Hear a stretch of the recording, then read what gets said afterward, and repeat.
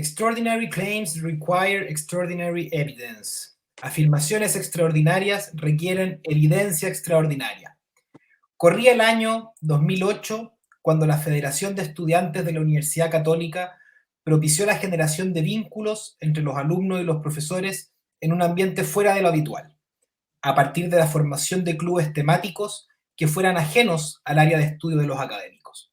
Así, y por ejemplo, un profesor de agronomía dirigió un taller de cerveza artesanal, Gonzalo Rojas, que también estuvo en este canal, uno de teoría y práctica del fútbol, y Alejandro San Francisco, uno sobre el escritor J.R.R. Tolkien, entre varios otros. El programa estaba diseñado para durar un año, con lo cual, a fines del 2008, todos los clubes cerraron, salvo uno, que gracias al clamor popular de sus integrantes, siguió sesionando sin el auspicio de la FEUCO. Este club era el de ovnis, conspiraciones y otros mitos urbanos, dirigido por Claudio Sapelli, connotado economista, doctor en economía de la Universidad de Chicago, actual director del Instituto de Economía de la Universidad Católica y como consecuencia de su notable trayectoria, voz autorizada en la discusión nacional acerca de políticas públicas, pobreza, desigualdad y educación.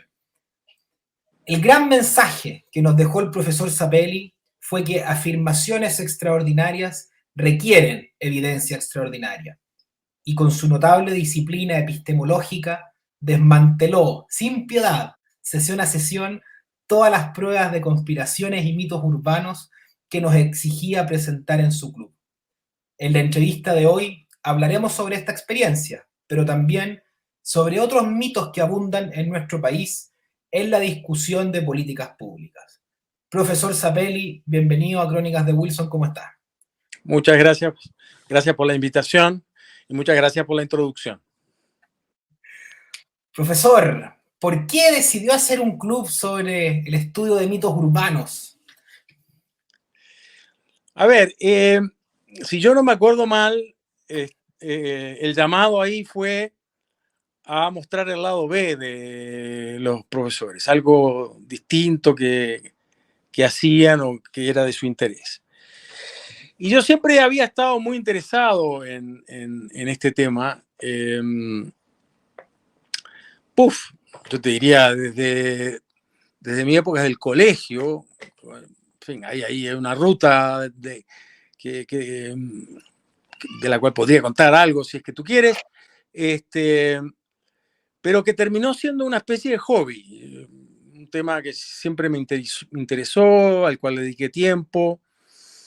Entonces, como sabía, me pareció que podía ser un tema interesante y al parecer lo fue, digamos, que cumplió su función.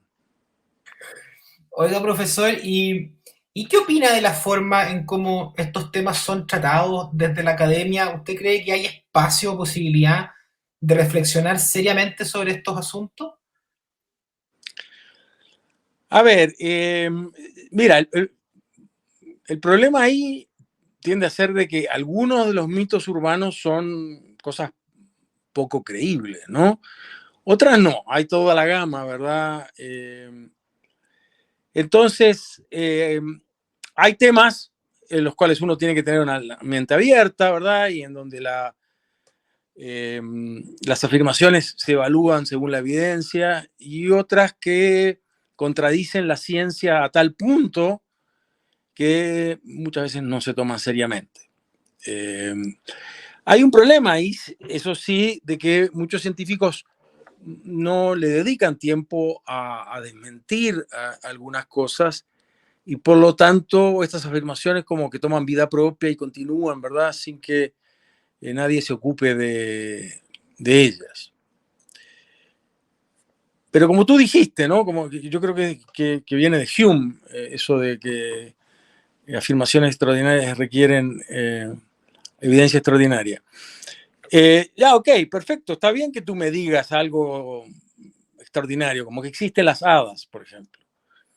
Ya, pero provéeme de la evidencia suficiente, ¿no? Digo, yo no sé si yo les hablé en ese entonces que Arthur Conan Doyle, el autor de Sherlock Holmes, tenía un club de creyentes en las hadas. que hoy suena como una cosa casi ridícula, ¿verdad? Pero este es un tipo decididamente racional, escribía unos cuentos en los cuales el protagonista, Sherlock Holmes, así tenía unas habilidades de deducción notables, y sin embargo creía.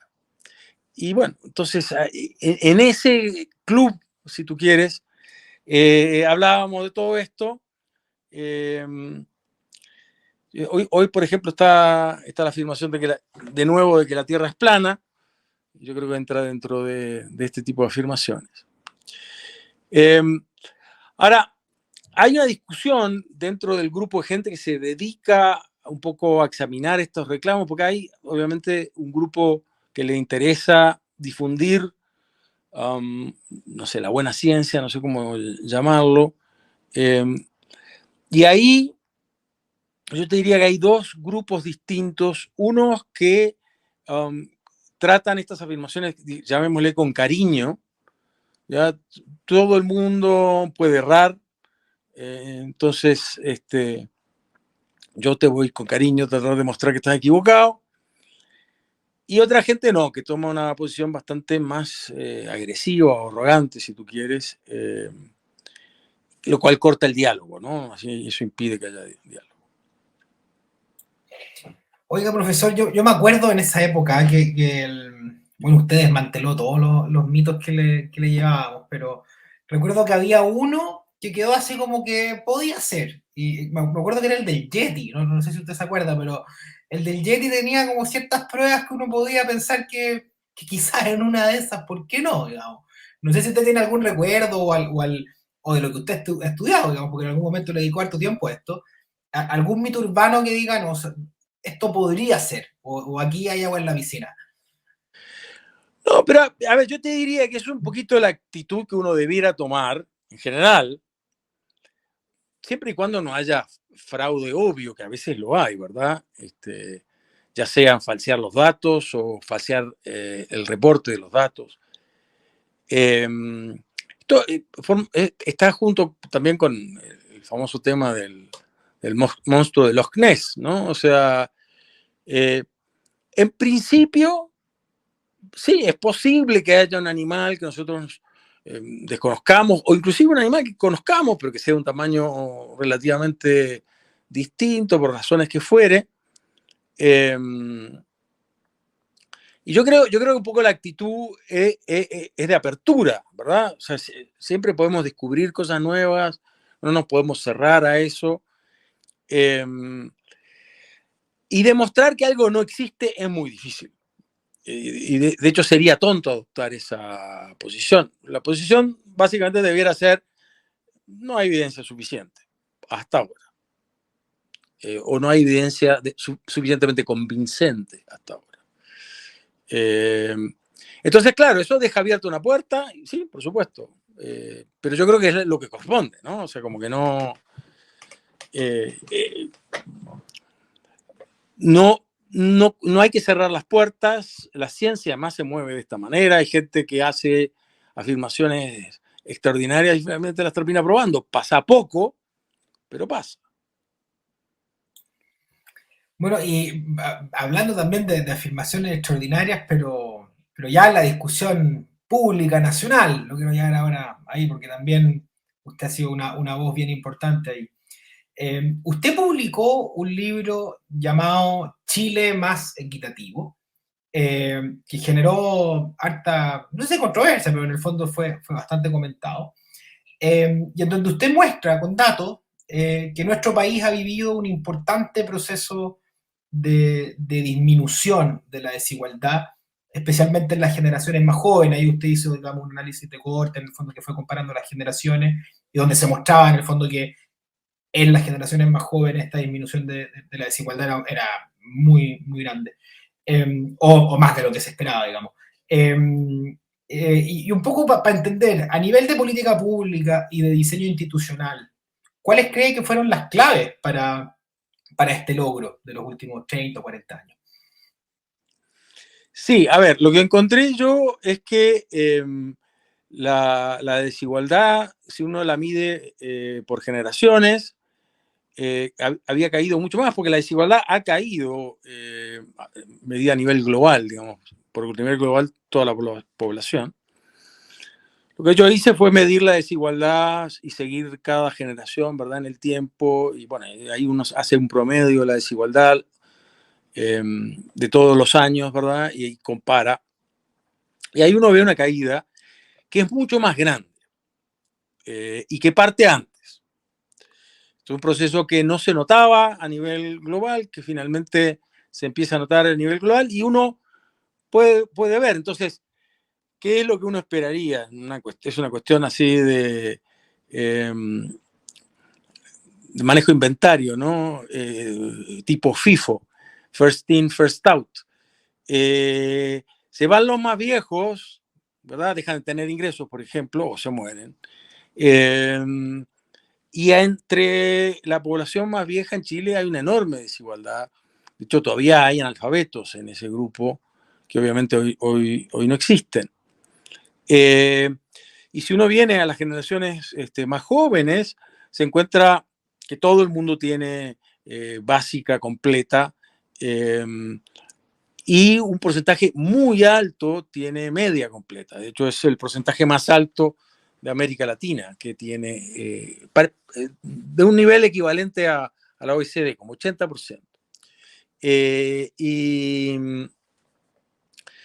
entonces, estas generaciones son muy distintas. Y hay una historia ahí que de alguna manera se entrelaza, obviamente, con la historia de Chile. Cada generación vivió un Chile distinto, con distintas circunstancias. Ni que hablar, ¿no? Que eso, digo, uno se pone a mirar y es obvio, ¿no? Entonces, si tú mides además la desigualdad por educación, que es más fácil de medir que la de ingreso, porque esa también tiene una reducción sensible. Entonces, ha habido una mejora. Las generaciones más jóvenes son mucho más iguales. Y uno se ve, las generaciones más jóvenes se visten mucho más parecido a lo que hacían antes. Hay parecidos que están a la vista, ¿no? Ahora, obviamente, esta historia no puede seguir para siempre, porque los indicadores de desigualdad siempre tienen un número. No, la desigualdad no es cero en ningún lado del mundo, ni en los países nórdicos, que son los más igualitarios o equitativos. Entonces, en las mediciones más recientes, que las hice después de que salió el libro, yo estoy pensando en una posible tercera edición del libro o un libro nuevo, más enfocado en el estallido social, pero bueno, eso está todavía por verse. Ahí ya se notaba una detención del proceso. Pero como te digo, era esperable. Hay una desigualdad como natural, si tú quieres, ¿sí? Inclusive en los países más desarrollados, hay gente que sale del mercado de trabajo una vez que se gradúa de media y otra gente que sigue la universidad. Ahí la desigualdad es sensiblemente más pequeña, pero existe, ¿verdad? Y bueno, sabemos que los salarios dependen bastante de la educación de las personas. Bueno, con esto te estoy diciendo uno de los factores que yo creo que es muy importante en toda esta historia, que es la educación. Y el otro factor, que ya lleva unos 30 años, una historia de crecimiento sostenido, al principio a tasas muy altas. Se hablaba entonces del milagro chileno por equivalencia al milagro asiático, ¿no? Tasas de crecimiento cercanas a 10%, que hubo un periodo relativamente corto entre fines de los 80 y fines de los 90 en que Chile creció a esas tasas a las cuales uno duplica el ingreso per cápita en 10 años. O sea, son tasas notables.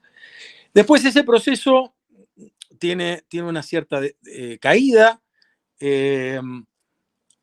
Chile sigue creciendo a tasas altas y más recientemente tiene otra caída a partir de principios de la década pasada, y ya el crecimiento de Chile pasa a ser mediocre.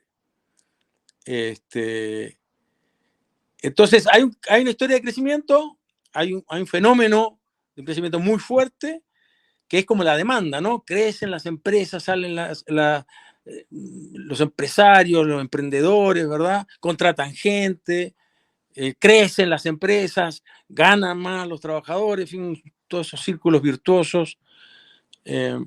Y por otro lado está la oferta de capital humano, como lo llamamos los economistas, a la educación, que va creciendo también. Entonces son trabajadores más preparados, con más entrenamiento, ganan salarios más altos, parte del círculo virtuoso que te cuento. Entonces yo te diría que a tu pregunta inicial, crecimiento y educación son las dos cosas más importantes. Ahora, el profesor, usted mencionó algo muy importante y es que en el fondo hemos tenido un crecimiento mediocre desde los últimos 10, 15 años quizás. Los últimos 10 años, diría yo. Claro. Sí. En gran medida, aquí usted corríjame, usted doctor con economía, digamos, en gran medida por esta crisis también que estamos teniendo en productividad. O sea, la productividad está estancada, pero por otro lado también la productividad está muy ligada a la capacitación, digamos, de las personas, o sea, al capital humano. De acuerdo. Pero estamos viviendo un proceso de mejor educación. Entonces, hay algo ahí que a mí como que no me cuadra tanto en el fondo. ¿Por qué estamos teniendo un problema de productividad si en los últimos años hemos tenido como un auge de la educación tan fuerte? Entonces, no sé si me puede, si estoy olvidando o no, mira, a ver, ¿no? para partir tienes razón. Chile tiene hoy por hoy un problema de poco crecimiento de la productividad, que es uno de los grandes problemas que tiene Chile para crecer. Pero bueno, también está el tema de inversión, obviamente, que también es importante, y también ha caído la inversión recientemente. Ahora, el sistema educativo, que es un tema que yo he estudiado, pues yo enseñé economía de la educación un tiempo, es un sistema bien complejo. Problemas en el sistema educativo los tienen todos los países, al igual que tienen problemas en los sistemas de salud. Son como típicas historias de intentos de mejorar los sistemas educativos. En Estados Unidos, por ejemplo, tiene un sistema educativo que no es tan bueno como el de los países europeos, y ha tenido grandes problemas para resolver para cortar esa distancia, si tú quieres, siendo que es un país mucho más rico que Chile. Ahora, yo te diría de que ahí hay también una historia virtuosa que uno podría contar con un mal final, parecido un poco a la historia del crecimiento. Un periodo muy virtuoso en crecimiento, ¿verdad? Con un pasado reciente bastante mediocre. El sistema educativo chileno, a ver, para partir, Chile de los 70s era un país pobre. O sea, bueno, tú sabes que yo soy uruguayo. Yo la primera vez que vine a Chile fue en los 70s. Vine de turista, ¿verdad? Pero y la pobreza se veía en una y Santiago era una ciudad fea, con mucha polución, mucha más que ahora, mucha más que la que yo he vivido los 20 y tantos años que he estado ahora en Chile. Entonces partimos ahí. ¿Y qué quiere decir pobreza en términos educativos? Que, bueno, normalmente uno lo asocia a un mal desempeño del sistema educativo, que tiene una enorme disparidad de calidad entre los mejores colegios y los peores colegios, y un retiro de la gente más pobre temprano del sistema educativo, que hace que no tengan después las herramientas para que les vaya bien en el mercado de trabajo. Entonces, partiendo de ahí, de ese nivel, Chile ha hecho grandes progresos. Ahora, las medidas son como que permiten una comparación internacional o inclusive una comparación interaños al interior de Chile, son pocas, ¿no? Uno tiene como fotos, ¿no? La película entera uno no la ve, la puede suponer, pero no la ve. Yo siempre digo de que Chile hasta hace poco, yo creo que ya no es más cierto, pero vamos a llegar a eso, era el campeón de América de la educación. Y a Chile le costó mucho ser campeón de América en fútbol, así que no es un alcance para tener, hay que apreciarlo, ¿verdad? Ok, está bien, yo creo que hay que ponerse objetivos más altos, pero no dejar de apreciar lo que ha progresado. Por otro lado, en este país pobre que te digo yo que existía antes, no sé cuál era la ubicación de Chile, pero claramente Chile no era mejor que Uruguay o Argentina en términos de sistema educativo, cosa que sí lo fue por un tiempo. ¿En qué baso esta opinión? De que Chile es campeón de América de la educación, ¿no? Lo fue hasta hace poco. Chile tiene, en términos de cantidad, Chile tiene el mejor desempeño, te lo acabo de decir, tiene tasas de graduación de educación terciaria del nivel de la OECD, tiene tasas de graduación de educación secundaria del nivel de la OECD. Ha habido un enorme progreso en ese sentido. Y hablábamos hace un rato, ¿verdad? Que la gente o era analfabeta o no completaba educación básica. Ahora todo el mundo, casi todo el mundo, completa educación media. Bueno, eso es un logro. Después hay otro tema que tiene que ver con la calidad. Y es uno de los grandes problemas que ha tenido Chile. Que yo creo que todos los cambios que ha habido en el sistema de incentivos de la educación no van a permitir resolverlo. Yo creo que ya desde hace unos 10 años el sistema educativo ha sufrido cambios que no permiten mejorarlo. De todo lo contrario, lo que podemos esperar de futuro del sistema educativo no son cosas buenas. Eso es lo que pienso yo. Pero la calidad medida por las pruebas PISA, que son pruebas hechas por la OECD, comparables, que además no preguntan cosas como cuándo fue la batalla de no sé cuánto, ¿verdad? Le ponen a las personas problemas prácticos que pueden ser importantes en la vida laboral. Ejercicios de física o matemática, ¿verdad? Que puedan después tener alguna utilidad. En esas pruebas, Chile ha estado, los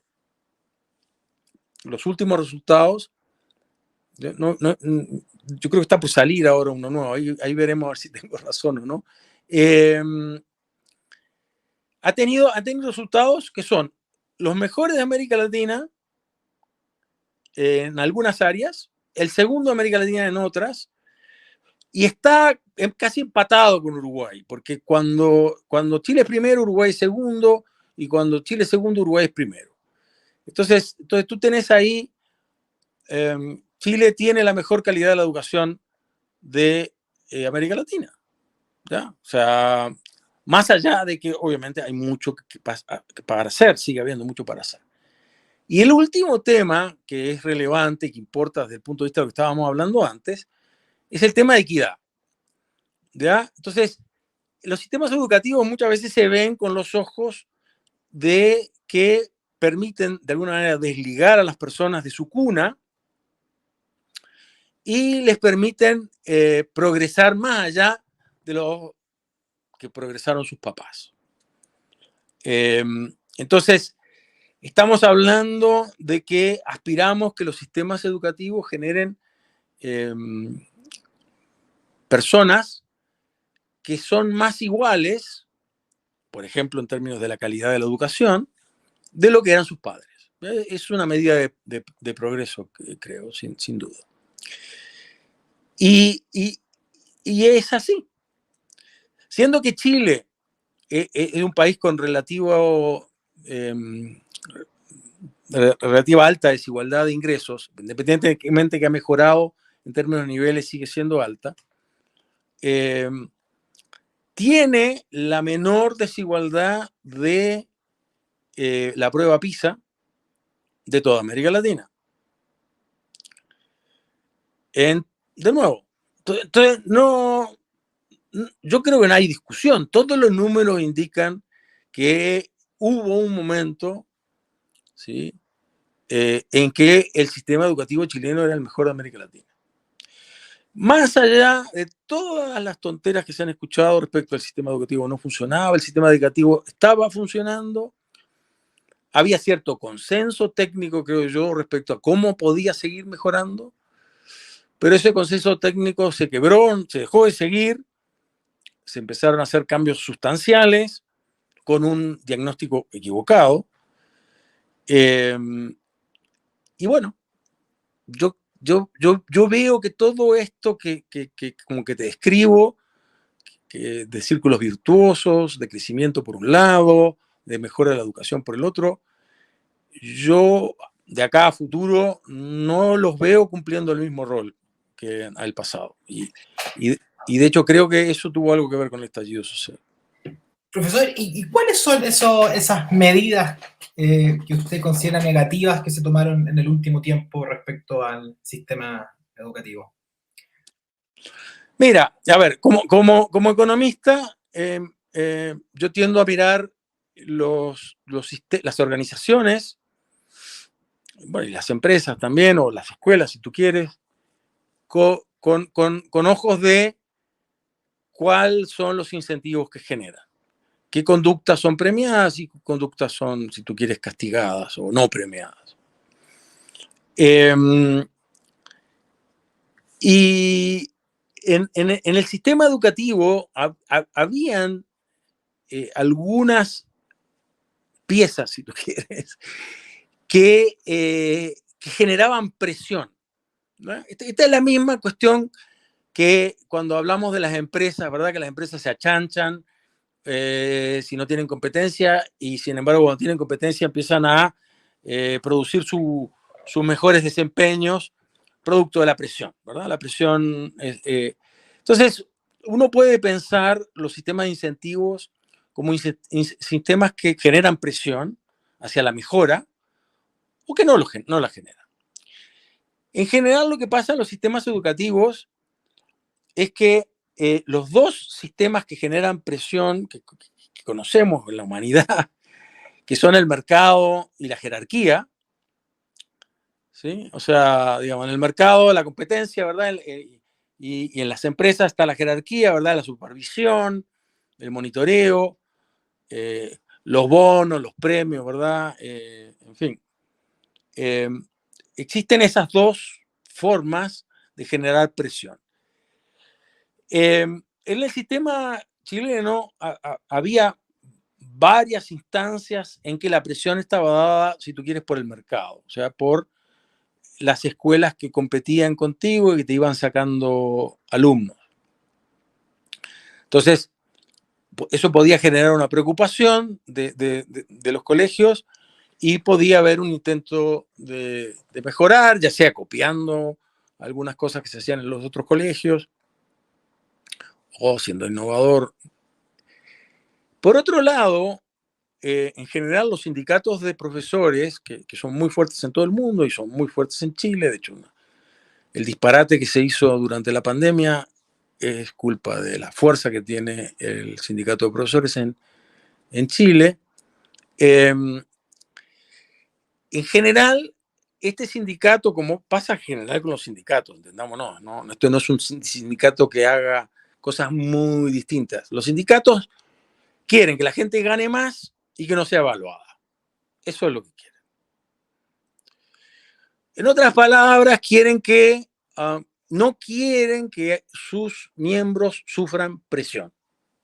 Quieren que tengan una vida cómoda. Y la verdad es que nosotros no queremos, nosotros estoy hablando de los chilenos, la población de un país no quiere que los proveedores de cosas tan importantes como es la educación tengan una vida tranquila y nunca sientan presión para mejorar. Todo lo contrario, ¿verdad? Entonces hay una oposición a las evaluaciones. De hecho, ahora se habla de que el CIMSE no se va a dar más, o ya se dijo que el CIMSE individual no se va a dar más, pero hay presiones para que el CIMSE no se dé. Va a haber presiones, yo te lo predigo, para que Chile deje de participar de PISA. Y claro, y todo esto que te estoy diciendo yo, que uso una serie de indicadores internacionales, no lo vamos a poder seguir haciendo, ¿verdad? O sea, como que va a ser algo totalmente opaco cuál es el desempeño del sistema educativo chileno. Y en esa opacidad no va a haber presión, ¿no? Del tipo que te digo, ¿no? Ahora, ¿cómo funcionan las jerarquías? Las jerarquías funcionan evaluando. ¿Ya? Yo voy, te superviso. Ya veo que tu desempeño no es bueno. Bueno, entonces te digo, o sea, tienes que tomar un curso, etcétera. Te doy oportunidades para que mejores. Veo que no lo haces o veo que no te esfuerzas. Lo lógico es que un profesor que no hace bien la pega y no se esfuerza en mejorar, tú lo saques, ¿verdad? O sea, pasa en cualquier otra área de la economía, ¿por qué no va a pasar en la educación? Y eso es muy difícil. Y eso es muy difícil en casi todo el mundo. O sea, remover un profesor es muy difícil. En Estados Unidos, lo que se logró hacer es que esos profesores no los echan, pero los ponen todos en un edificio. Todos los profesores que son malos tienen que ir a trabajar a un edificio que no sé muy bien qué es lo que hacen, pero no los echan. Pero si tú te pones a pensar, esa solución por lo menos tiene algo mejor que lo que es la solución chilena y de muchos otros países, que es dejar al profesor en el aula. Por lo menos ese profesor que tú evaluaste que es malo, que no hace un esfuerzo, no sé qué, ya no está frente a los niños. ¿Ya? Y eso ya es un paso importante. Entonces la jerarquía no tiene los instrumentos para generar presión. Entonces, no hay presión de mercado, no hay presión jerárquica, no hay presión. Y los sistemas sin presión se achanchan. Eso lo sabemos, es una cosa de toda la vida, ¿verdad? Entonces, ¿qué es lo que se ha hecho en Chile? Bueno, en Chile, justamente, algunas de las medidas para evaluar se están removiendo. Después, algunos elementos de mercado del sistema se han también removido. Se quitó el financiamiento compartido, se cambió los incentivos a los colegios particular subvencionados, se les hizo hacer una serie de cambios que hizo que algunos colegios se salieran o cambiaran de propiedad. Y por otro lado, tú te pones a pensar, bueno, se le está quitando esta área que en un momento generaba presión. ¿Qué está pasando con los colegios municipales? Básicamente nada. O sea, entonces se quita presión por un lado, no se agrega presión por el otro. Yo te diría que lo que va a pasar, lo que vamos a ver en unos años más, es predecible. Y es que va a deteriorarse la calidad del sistema. Oiga, profesor, y otro tema también tiene que ver con la eliminación de la selección en la educación pública, que Sí. en el fondo la idea de esto, por lo menos la hipótesis, era para paliar este peer effect o efecto compañero, digamos. ¿Le podría explicar a usted a nuestros auditores en qué consiste este peer effect y si se está logrando algo en esta materia luego de la eliminación de la selección? Sí, mira, el efecto compañero dice que la composición de la clase influye en tu desempeño. Esa es la afirmación. A ver, yo creo que eso es verdad, no queda la menor duda. El tema es qué hace uno con ello, ¿no? Pues si tú sacas a alguien de un colegio en que tiene pares, si quieres tú, estimulantes, y lo pone en un colegio que tiene pares no estimulantes, a ese le estás haciendo un perjuicio. Puede ser que al resto no. Entonces, estamos en un sistema en el cual estas cosas terminan siendo de alguna manera de suma cero. Son cosas complicadas de manejar. Ahora, más allá de eso, y de la discusión de qué tan importante es este efecto y todo lo demás, que hay una discusión, que alguna gente dice que el efecto es chico, otros dicen que el efecto es grande, no sé, ahí hay... está el tema de que en mucho lo que es relevante respecto a si hay o no hay un efecto par, es cómo usa el profesor esta herramienta. O sea, porque tú le estás, volviendo al ejemplo que te dije antes, dando pares mejores, si tú quieres, a un profesor. El profesor tiene que de alguna manera sacarle partido, porque si estos cabros permanecen callados en un rincón del aula, no va a cambiar nada, ¿no? Entonces, ese es un tema de primer orden. Ahora, si tú pones el foco entonces en el profesor y cómo va a hacer para usarlo, te encuentras con un problema que yo como profesor lo he visto, y que yo creo que es un problema de primer orden, que es cuando tú tienes entre tus alumnos una disparidad muy importante de desempeño o de nivel. ¿A quién le enseñas? ¿A quién le hablas tú? O sea, pasa que en el fondo, si tú le hablas a los demás abajo, se aburren los demás arriba. Si le hablas a los demás arriba, los demás abajo no entienden nada y se van a aburrir. No es fácil resolver ese problema. Yo personalmente creo que en básica en particular, que es cuando uno desarrolla las habilidades cognitivas y demás, uno tiene que sacarle la máxima punta al lápiz que puede, y eso, en mi opinión, se logra con grupos homogéneos, en que el profesor sepa a qué se tiene que tener y que tenga un alumno tipo con poca varianza, ¿verdad? A la cual le tiene que enseñar. Después, en media, yo estaría abierto, sí, a una discusión respecto a la importancia de que uno esté expuesto a gente de distintos orígenes. Ya y no por un tema cognitivo, sino por un tema no cognitivo, por un tema de cultura cívica, si tú quieres. Pero te das cuenta que es bien distinto el enfoque que le estoy dando al que se le suele dar. Ahora, hay poquísima agua en la piscina para poder hacer selección, digamos, en los cursos menores, digamos, sería un escándalo en la cultura actual, digamos.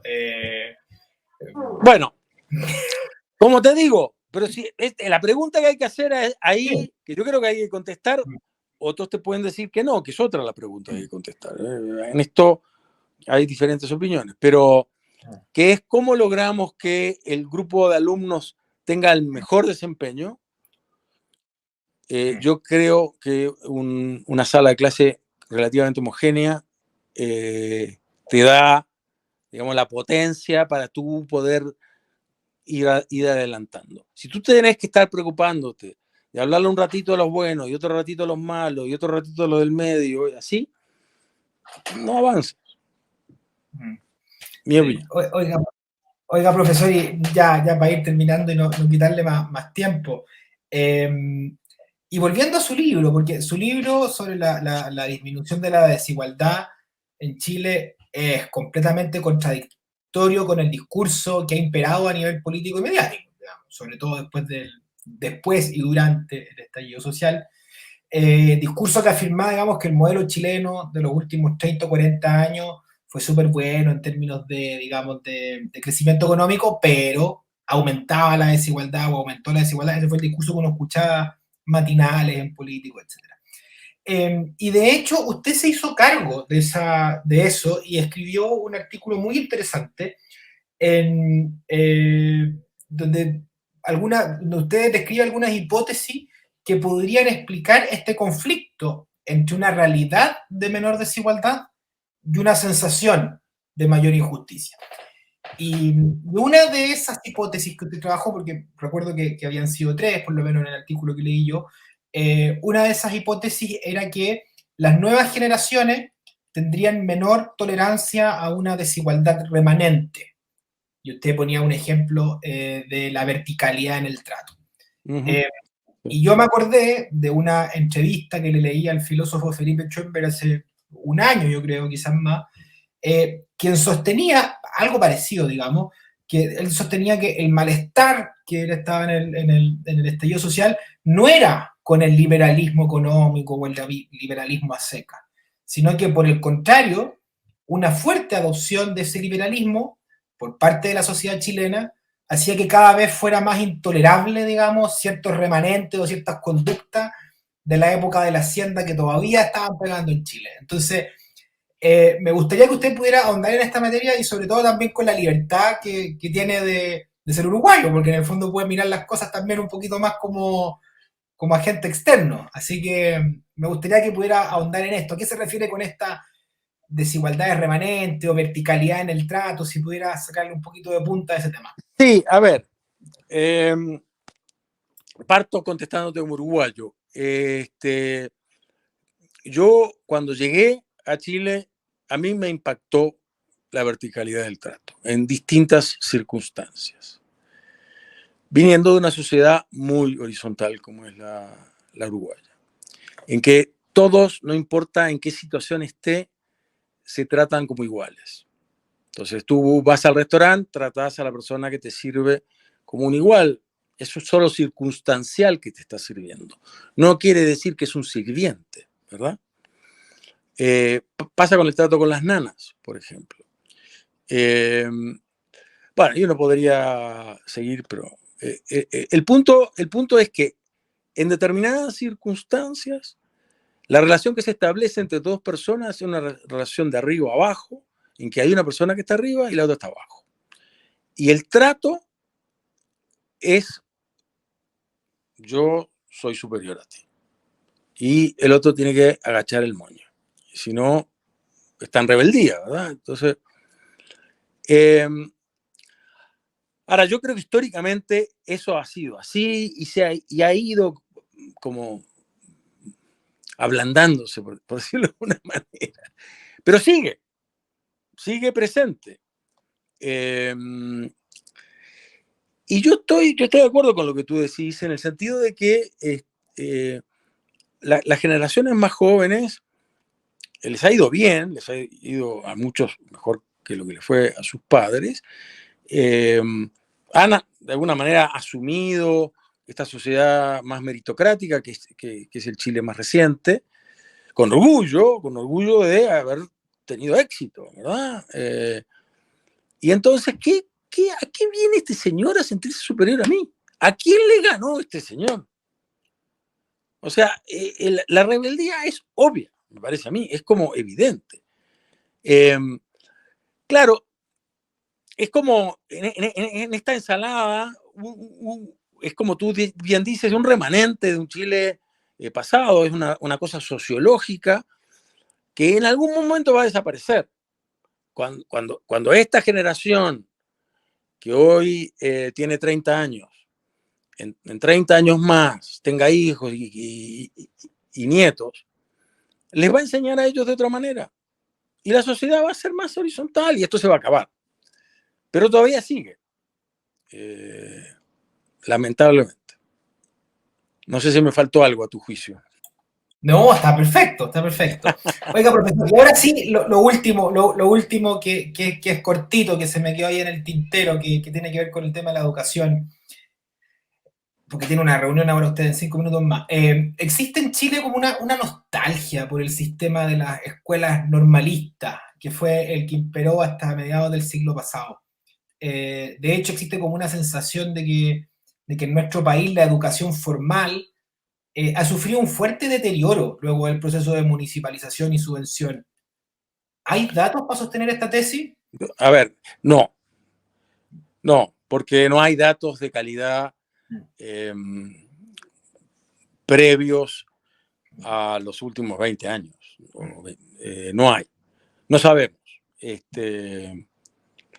Pero yo te diría que a mí me parece errónea esa afirmación, porque lo que no toma en cuenta es que en los 50, por ejemplo, el grupo que tú educabas era un grupo muchísimo más chico del que educas hoy.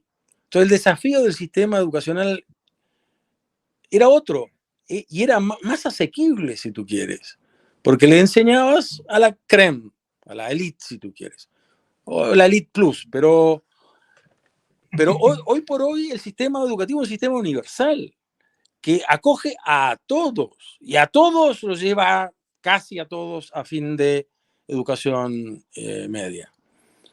Y antes, como había gente que tenía muy poca educación, que al poco andar en básica se retiraba. Entonces es cierto, sí, inclusive, que si tú tuvieras alguna medida de los 50, el sistema educativo pudiera tener un buen desempeño, pero era el grupo de gente con mejor capital humano del hogar. Eran los mejor entrenados por sus papás, porque los papás eran, de nuevo, los mejor educados. El desafío de universalizarse, de enseñar a todos los niños, es un desafío complejo y que en Chile, a mi juicio, se realizó con relativo éxito, en parte por todo lo que hemos hablado antes. Por lo cual, yo no creo eso. Yo sinceramente creo que hay una confusión ahí respecto a lo universal que es la educación hoy y lo poco, si tú quieres, universal que era entonces. Para ponerte un contraste, yo creo que la universalización de la educación en Uruguay fue peor hecha que en Chile. Y de hecho, hoy por hoy Uruguay tiene algunos indicadores problemáticos en el sistema educativo. En particular, por ejemplo, el porcentaje que se gradúa de media, que está en torno al 30%. Imagínate, Chile 80, Uruguay 30. Y entonces podríamos hablar de cuáles son los problemas en Uruguay, pero uno de ellos, yo creo, es que se manejó mal la universalización. Esa es mi opinión. ¿Te quedaste pensando? Sí, no, sí, se me cayó un poquito la conexión al final, pero me decía que, Ya. perdón, que en Uruguay no había sido tan exitoso, digamos, el proceso de universalización de la educación. De ser inclusivo, ¿verdad? De incluir a todo el mundo en el sistema educativo, no importa cuál fuera la cuna. Eso en Uruguay se hizo peor que lo que se hizo que implicó incluir menos gente que en Chile, ¿verdad? Porque el salto que pegó Uruguay era menor porque había estado más desarrollado el sistema educativo. A ver, tú tienes gente con menos capital humano del hogar y vas expandiendo los profesores que tú vas contratando, quizás no son los mejores. Si no tienes un sistema con buenos incentivos, se te puede descarrilar. Vas a tener alumnos con malos hábitos, si tú quieres, con malos profesores, una combinación explosiva, te diría yo. Profesor, muchas gracias por su tiempo y muchas gracias también por, como decíamos en la introducción, por su disciplina epistemológica de aferrarse, digamos, a los datos y acercarse a la verdad, digamos, de manera científica. Muchas gracias por eso y por su tiempo de nuevo. Por favor, te agradezco de nuevo la invitación, bueno, un saludo a tus oyentes y cuando quieras podemos seguirla. Perfecto, profesor. Un abrazo muy grande, ¿eh? Que le vaya bien. Chao, que esté muy bien. Abrazo.